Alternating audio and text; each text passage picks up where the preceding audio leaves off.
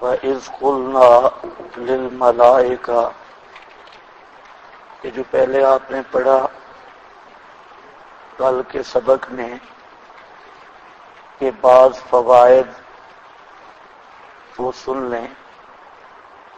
ایک تو وَإِذْ قَالَ رَبُّكَ لِلْمَلَائِكَةِ إِنِّي جَاعِلٌ فِي الْأَرْضِ خَلِيفَةً. اس سے اہل تشیع یہ استدلال کرتے ہیں کہ خلافت یا امامت یہ منصوص من اللہ ہے. اہل سنت اور اہل تشیع کا یہ اختلافی مسئلہ ہے. اہل سنت والجماعت کے نزدیک خلافت یا امامت یعنی نیابت رسول صلی اللہ علیہ وسلم یہ بندوں پر واجب ہے، اور اس کے طریقہ انتخاب یہ بھی ہو سکتا ہے کہ خود اصل مقرر کر دے، جیسے ابو بکر صدیق رضی اللہ تعالی عنہ کو امامت صغرا پر خود نبی پاک صلی اللہ علیہ وسلم نے مقرر کر کے خلافت کی طرف اشارہ کیا. یا یہ ہے کہ خلیفہ وہ خود اپنا نائب مقرر کرے، جیسا حضرت ابو بکر صدیق رضی اللہ تعالی عنہ نے اپنے بعد حضرت عمر فاروق رضی اللہ تعالی عنہ کو مقرر کیا.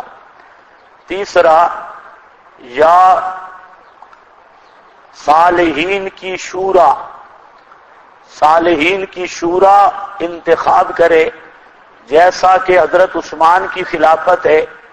اصحاب ستہ کی کمیٹی بنائی حضرت فاروق اعظم نے، جن میں حضرت عثمان بھی تھے، تو ان 6 میں 2 کی طرح معاملہ ہوا تو 2 نے حضرت عثمان کو منتخب کیا. یا پھر صورت یہ ہے کہ جو صاحب مشورہ لوگ ہیں، اہلیت رکھتے ہیں مشورہ کی، وہ خلیفہ منتخب کریں گے. جیسے حضرت علی رضی اللہ تعالی عنہ کی خلافت ہے تو وہ مشورہ سے طے ہوئی. تو اہل سنت والجماعت کے نزدیک تقرر خلیفہ یا تقرر امام یہ واجب علی الناس ہے، لوگوں پر واجب ہے. جبکہ اہل تشیع کے ہاں خلافت یا امامت کا کچھ مفہوم اور ہے. یہ انشاءاللہ مسئلہ امامت اور خلافت پوری تفصیل سے آئے گا، اور اس کے آپ کو فوٹوسٹیٹ بھی دوں گا، اسی سے مکمل پڑھاؤں گا کہ ان کا نظریہ امامت ہے کیا. اس سے ہم بات نہیں کر رہے. اہل تشیع کے نزدیک تقرر خلیفہ یہ واجب علی اللہ ہے، اللہ رب العزت پر واجب ہے. اور نمبر 2، اس کا تقرر منصوص ہوگا، نص ہوگی. بغیر نص کے خلیفہ منتخب نہیں ہو سکتا. چنانچہ شیعہ نے اس آیت سے استدلال کیا، انی جاعل فی الارض خلیفہ، کہ اللہ فرماتے ہیں کہ میں زمین میں خلیفہ بنانے والا ہوں. تو معلوم ہوتا ہے کہ تقرر خلیفہ یہ واجب علی اللہ ہے. ایک دوسرا کہ خلافت کا مسئلہ وہ فرشتے بھی نہیں سمجھ سکے. یہاں سے وہ بے ایمان استدلال کرتے ہیں خلافت کا مسئلہ فرشتے بھی نہیں سمجھ سکے، تو تمہارے مہاجرین اور انصار کی شورا نے کیسے سمجھ لیا؟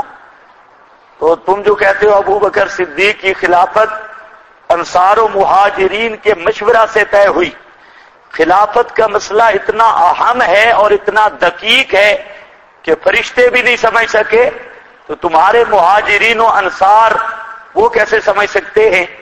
یہ ان کا استدلال ہے۔ ہم کہتے ہیں یہ استدلال، اس آیت سے استدلال کرنا یہ کفر میں اور ازدیاد ہے۔ کیوں؟ اس لیے کہ یہاں خلافت نیابت نبوت چل رہی ہے یا خلیفۃ اللہ کی بات ہے۔ ہمارا اہل تشیع سے سوال ہے کہ ہمارا اور تمہارا جو نزاع ہے وہ خلافت نبوت میں ہے، جبکہ اگر پہلی تفسیر مانی جائے تو آدم یہ خلیفۃ اللہ ہے، خلیفۃ الرسول نہیں، اور نزاع اس میں ہے کہ غیر نبی کا پیغمبر کا خلیفہ مقرر ہونا، جیسے حضرت علی یا حضرت صدیق، ایک ہے خود نبی کا خلیفۃ اللہ ہونا، تو دونوں میں فرق ہے۔ اب یا تو یہ کہو کہ آدم نبی نہیں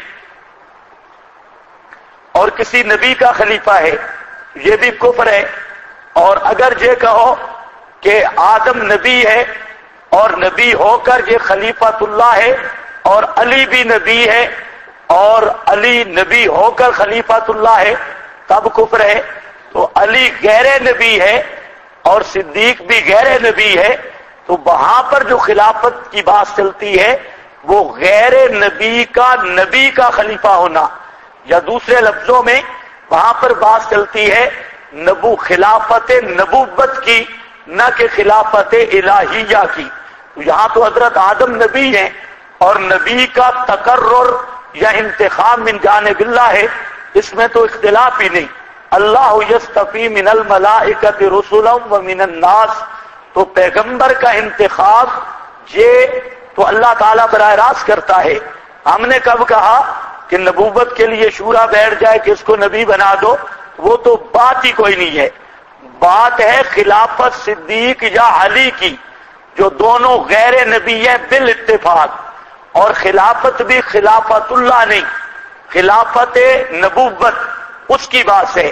اب خلافت الہیہ کو قیاس کرنا خلافت نبوت پر اور غیر نبی کو قیاس کرنا نبی پر، تو یہ دونوں مستقل کفر کے شعبے ہیں۔ اس لیے یہ استدلال جہالت تو بن سکتا ہے، اس استدلال کے اندر کوئی وزن نہیں۔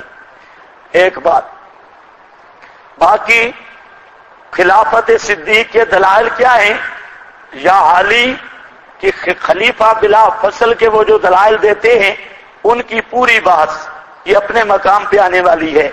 یہاں صرف ہماری ذمہ داری ہے کہ انہوں نے جو اس آیت سے استدلال کیا انی جاعل فی الارض خلیفہ، اس کا میں جواب دے چکا ہوں۔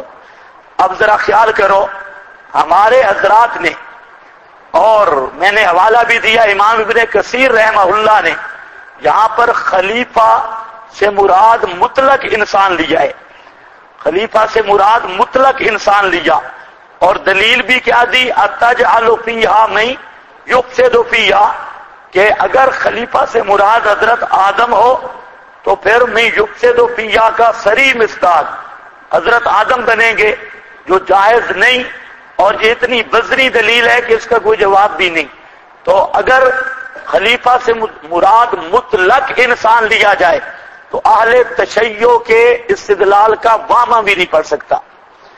یہ استدلال صرف اس صورت میں، وہ بھی نا تمام، کہ خلیفہ سے مراد لیا جائے حضرت آدم، اس لیے ہم زور اسی پر لگاتے ہیں، استدلال بنتا وہ بھی کوئی نہیں، اس توجیہ پر بھی کوئی استدلال نہیں، لیکن دلیل کے روح سے ہم کہتے ہیں جہاں خلیفہ سے مراد مطلق انسان ہے، اور یخلف بعضهم بعضا، جس طرح جعلکم خلفاء الارض، اس طرح اور بھی بہت ساری آیات ہیں۔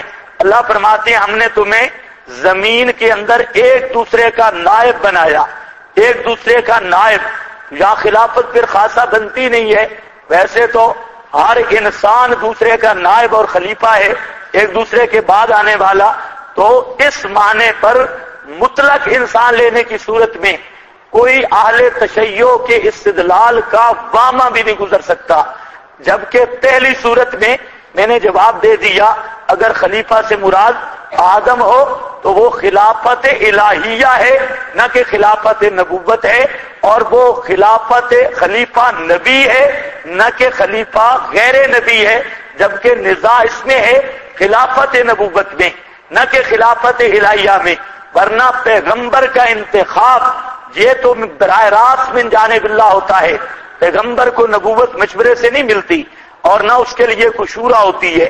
اور نمبر 2، حضرت علی کو یا نبی کا ہو، اگر نبی کا ہو تب کافر ہو، اور اگر غیر نبی کہہ کر نبی پر قیاس کر کے یا غیر یعنی خلافت نبوت کو خلافت الہیہ پر قیاس کر کے، یہ بھی تحریف اور کفر ہے۔ لہذا یہ استدلال تام ہونا تو دور کی بات ہے، یہ الٹا شیعہ کے کفر کی دلیل ہے۔